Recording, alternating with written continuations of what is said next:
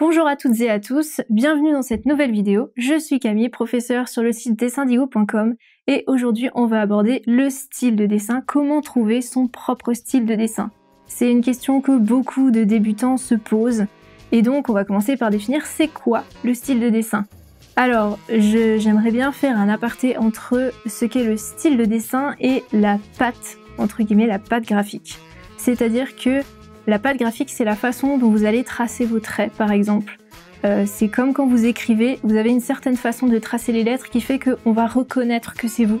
Si vous aimez bien les enquêtes de police, etc., vous savez que quand il y a parfois des écritures manuscrites, ils peuvent faire appel à des experts qui vont reconnaître si c'est bien la même personne qui a écrit tel mot, etc. Parce qu'il y a des tics, entre guillemets, des choses qui se reconnaissent. Ça, c'est la patte graphique. Il y a le même genre de tics qu'on retrouve quand on dessine.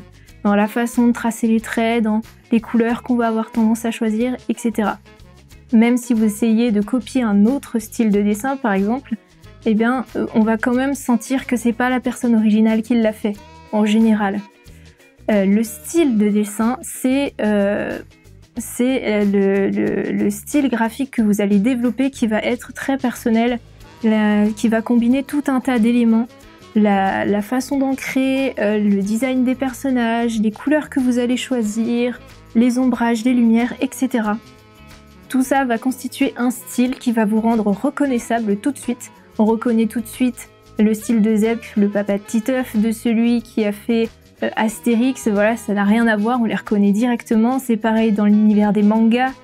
Vraiment, c'est ce qui va vous rendre hyper reconnaissable et qui va justement être un peu votre signature.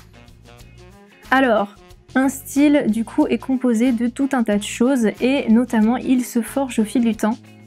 Quand vous allez absorber à chaque fois tout un tas de choses qui vous plaisent. Par exemple, vous allez trouver un illustrateur, vous allez adorer la façon dont il va tracer ses traits. Vous allez avoir envie de faire pareil, vous allez le faire. Ça va pas donner exactement le même rendu, mais peut-être que ça va vous plaire, vous allez le garder. Puis ensuite, vous allez regarder la couleur chez un autre, vous aimez bien. Et puis vous allez tester, voir, ça va pas être tout à fait exactement la même chose non plus, mais c'est pareil, vous allez le garder. Et ainsi de suite, et au fur et à mesure des années, à chaque fois vous allez expérimenter des nouvelles choses, tester des nouvelles choses, les combiner avec les aspects déjà existants de votre style, voir si ça fonctionne, si ça ne fonctionne pas, et ça va créer votre propre style graphique. Alors du coup, comment on sait qu'on a un style graphique? J'ai envie de dire que de base, tout le monde en a un parce que vous avez forcément quelque chose, dès l'instant où vous dessinez, vous avez forcément un certain style. Par contre, là où je vous rejoins, c'est que quand on commence le dessin, on n'est pas très assuré, on n'a pas testé énormément de choses, donc ça peut se ressembler pas mal avec les dessins de plein d'autres débutants. Il faut le temps que ça mature, quoi. Il faut le temps d'expérimenter plein de choses, de tester plein de choses, etc. Donc ça va se faire naturellement au fil du temps, il n'y a pas besoin de se forcer, il n'y a pas d'exercice particulier à faire, dessinez juste ce que vous aimez comme vous aimez le faire. Donc du coup, c'est ça vraiment, dès que vous aimez quelque chose chez quelqu'un, essayez de savoir pourquoi ça vous plaît, essayez de tester avec ce que vous faites déjà, si ça fonctionne bien, si ça ne fonctionne pas bien, peut-être chercher autre chose, etc. Et vraiment, au bout d'un moment, vous allez finir par avoir votre propre style graphique. Et c'est très bien.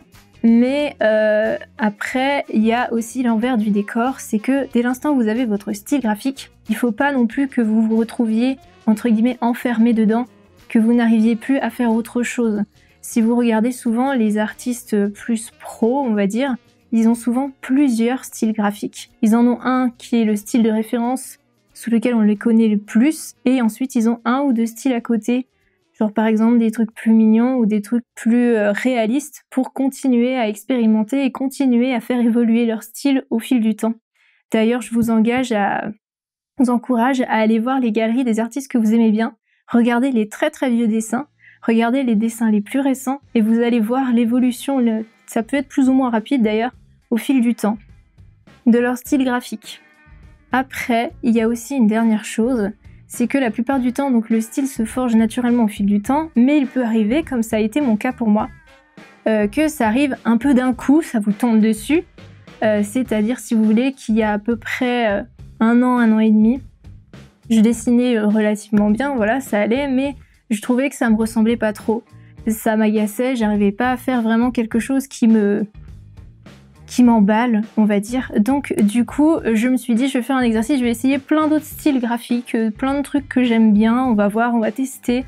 Et il y en a un qui est ressorti, je me suis dit, tiens, pourquoi pas. J'ai essayé de l'adapter à des thèmes que je faisais plus fréquemment, les personnages, etc. Et c'est un style vers lequel je ne serais jamais allée naturellement. Parce que je suis quelqu'un qui adore faire les ancrages, qui adore la partie vraiment dessin plus que la couleur. Et le style que j'ai fini par développer et qui je trouve me ressemble énormément, c'est un style où il n'y a pas de dessin, il n'y a pas d'ancrage et c'est tout du travail de couleur. Donc c'est pas du tout quelque chose que j'aurais fait naturellement. Et du coup ça m'est arrivé d'un coup, j'ai eu un changement brutal comme ça peut arriver. C'est pas grave, c'est très bien. Mais du coup, voilà, n'hésitez pas à vraiment tester des choses très variées, même des choses sur lesquelles vous vous dites « ouais, bon, c'est pas forcément mon truc ». Ça peut toujours déboucher sur quelque chose d'assez intéressant à la base, enfin à la fin. Donc voilà, pour le style de dessin. Donc le maître mot, c'est la patience et l'expérimentation. Donc, eh ben, il n'y a plus qu'à, j'ai envie de dire. Ce sera tout pour cette vidéo. J'espère qu'elle vous aura plu. Si en commentaire vous voulez expliquer comment vous avez développé votre propre style, ou bien si vous avez des artistes dont vous adorez le style que vous voulez partager en commentaire, n'hésitez surtout pas. Vous pouvez retrouver tout un tas de tutoriaux et les vidéos de formation pour apprendre à dessiner sur le site dessindigo.com. Quant à moi, eh bien, je vous retrouverai prochainement dans une nouvelle vidéo. En attendant, n'hésitez pas à liker, commenter et partager cette vidéo si elle vous a plu.